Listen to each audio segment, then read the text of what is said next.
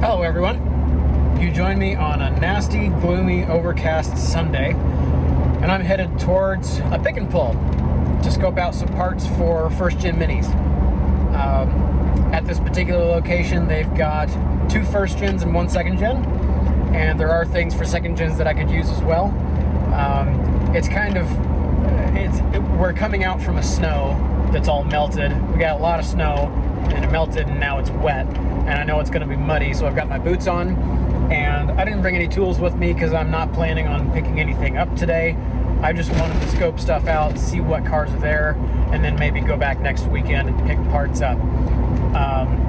I have one specific thing in particular that I'm actually coming for that I'm not going to tell you about quite yet, but it's very large.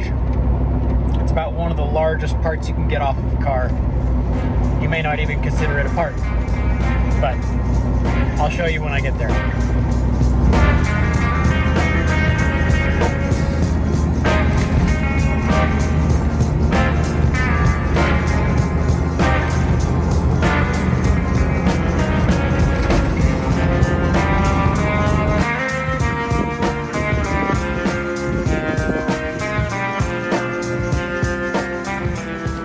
The first car we're looking for is a red first gen. Supposedly it's in row 20.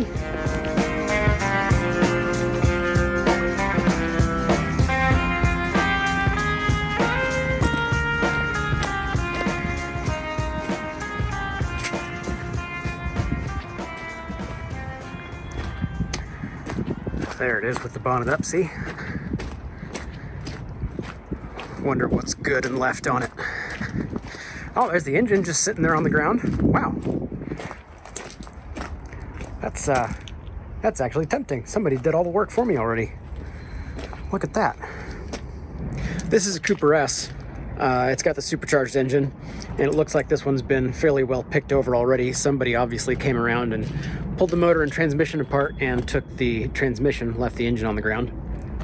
I've wanted for a long time to grab a spare motor from my R53 just to have something to tear down and rebuild and start fresh and make a make a nice fresh new motor out of. And even though this one's been sitting outside, I wouldn't really mind, because I'm going to be tearing it apart and restoring all of the individual parts. And the supercharger is also missing, but I'm not really too concerned about that because I have plenty of spares of those sitting around the shop. This car looks like it was in a pretty bad front end wreck. Sad to see. Let's see what other goodies we can find on the inside.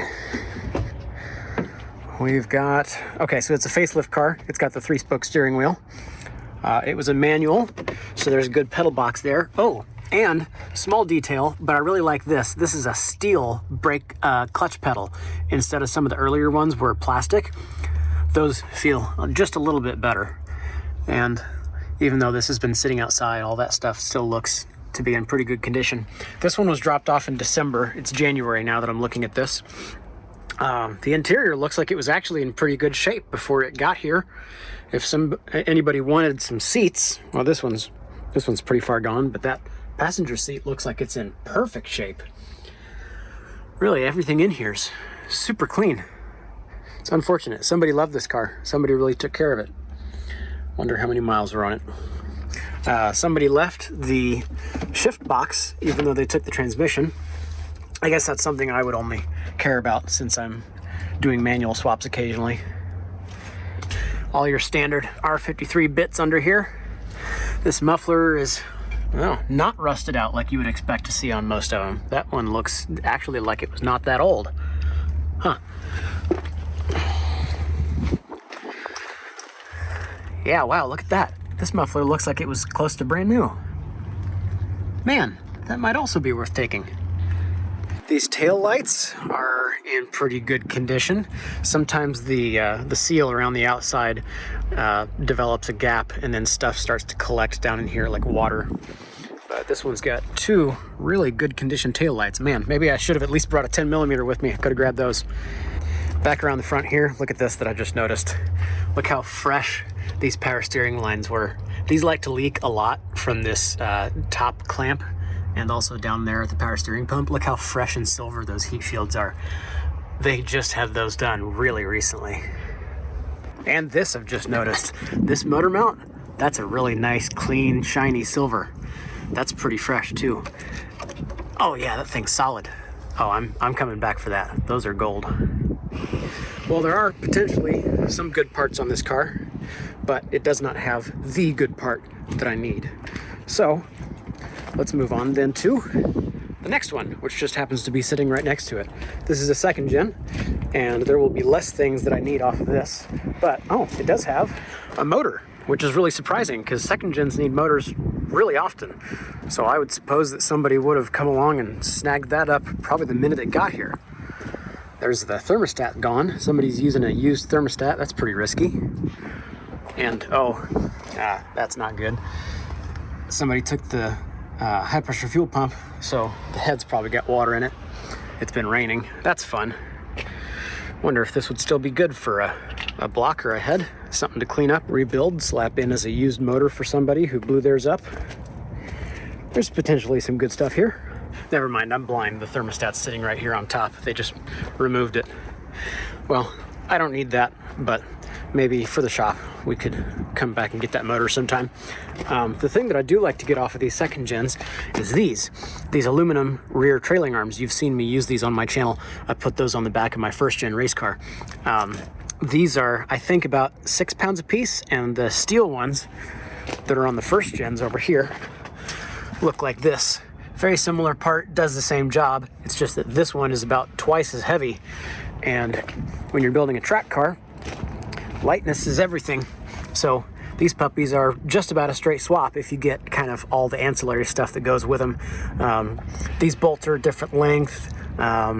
The wheel bearing can be different between first and second gens. The calipers are slightly different, but they work. The handbrake's slightly different. I also like to put upgraded or replacement trailing arm bushings at the front. But if you get these yourself from a pick and pull yard like this, or any salvage yard, they'll usually give you a pair for less than $100. Whereas otherwise, if you're trying to get them from like an online parts store that sell them as a kit, you're going to be paying somewhat like $400. Which is, I guess, a fine deal if you're not the kind of person that's going to come out here and do this, because let's face it, it's not a clean, pretty work environment, but it's something I enjoy. Let's go look for that other first gen. It's amazing to me seeing stuff like this and wondering what happened here. Look at this, it's just cut clean through the speaker. That's pretty funny. All right. We are coming up on the second first gen. This is a pepper white regular Cooper, no supercharger, also still has the engine. Man, both of these first gen minis at the Junkyard both have their engines. That's really surprising to me because, you know, Mini Coopers, I know the deal. They blow up. Let's see what this has. It's a CVT. That's all right. Nobody wants a CVT, but, oh, look at these door cards. Anthracite with the facelift bump. And they're clean, they're not all scuffed up. I might have to come back for those. It's got the basic leatherette plastic interior. Not desirable, but it does have the nice color-matched dash trim and the down tubes. I like that. Headliners a bit worse for wear. Trunk's been left open. Okay, when I say open, I didn't really realize it kind of doesn't have a choice. Yeah, nothing special back here. Looks like it was a clean car though. Tragic. I wonder, actually, you know, I haven't seen the damage on this one. I wonder if it was wrecked or if it was, actually, I don't see evidence of a wreck anywhere. Maybe, no, I don't really see anything broken. Oh, I wonder if this is in for mechanical failure. That adds a little wrench into the, I don't know what I'm saying.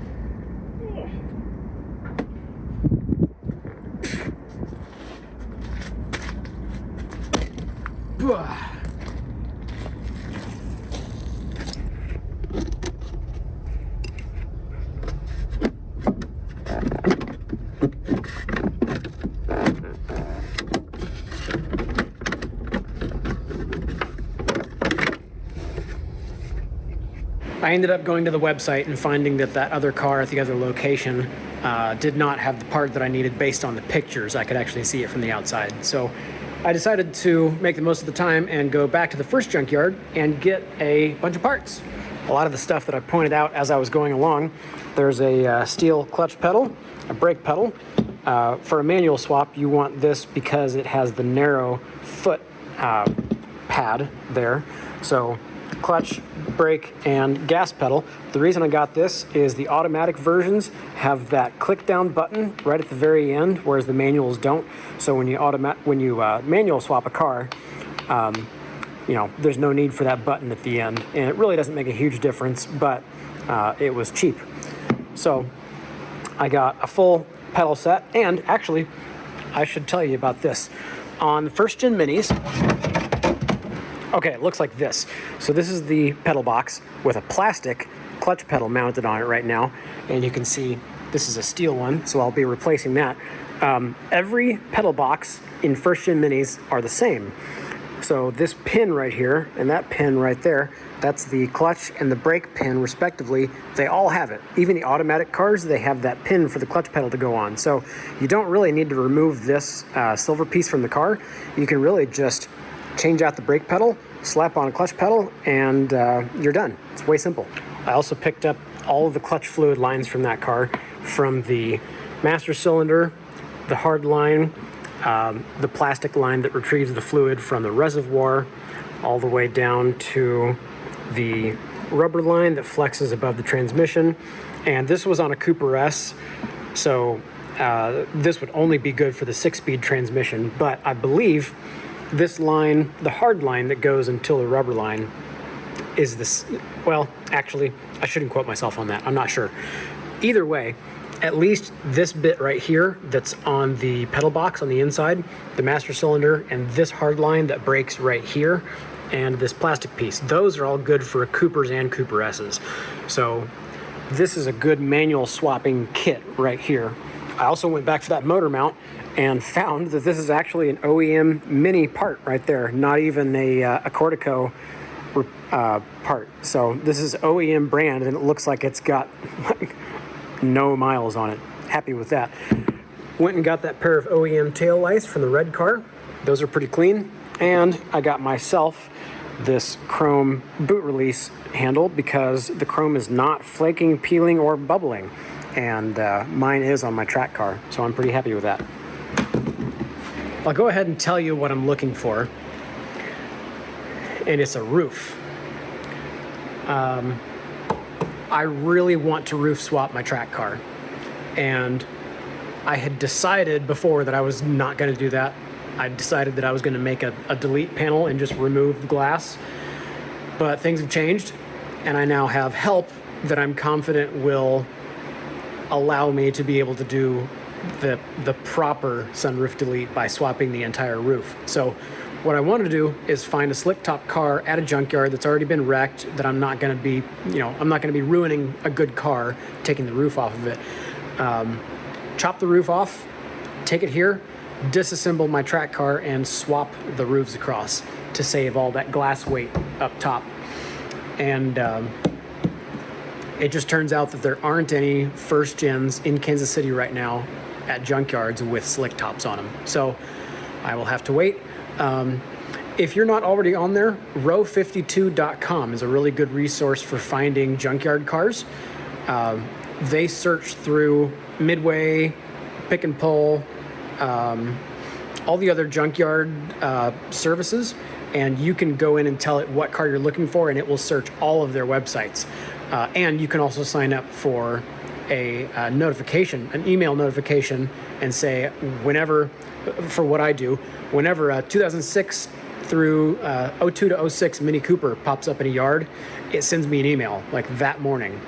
And that's really helpful for finding obscure parts, because I can usually be the first one there if I really need something. So hopefully that will come up at some point soon.